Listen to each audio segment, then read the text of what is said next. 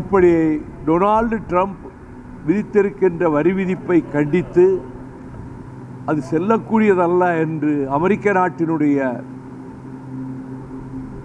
மேல்முறையீடு உச்சநீதிமன்றம் தீர்ப்பளித்திருக்கிறது. அதை பொருட்படுத்தவில்லை அவர். இது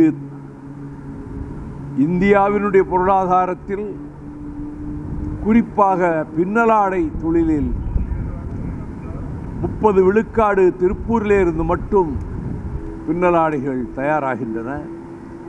ஆகவே மத்திய அரசு, மோடி அரசு அமெரிக்க டாலருக்கு நிகரான ரூபாயினுடைய மதிப்பு 79-80 நெருங்கிவிட்ட ரூபாய் அதல பாதாளத்துக்கு சென்று விட்டது.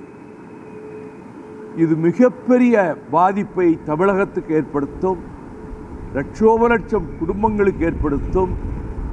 அவர்கள் இந்திய சந்தையை அவர்கள் ஏற்றுமதியில் இந்திய சந்தையை அமெரிக்க நாட்டிலிருந்து வருகிற வேளாண் பொருள்களுக்கும் பால் பொருள்களுக்கும் திறந்துவிட வேண்டும் என்று அமெரிக்க அரசு கோரிக்கை வைத்திருக்கிறது. ஏற்கக்கூடியதும் அல்ல.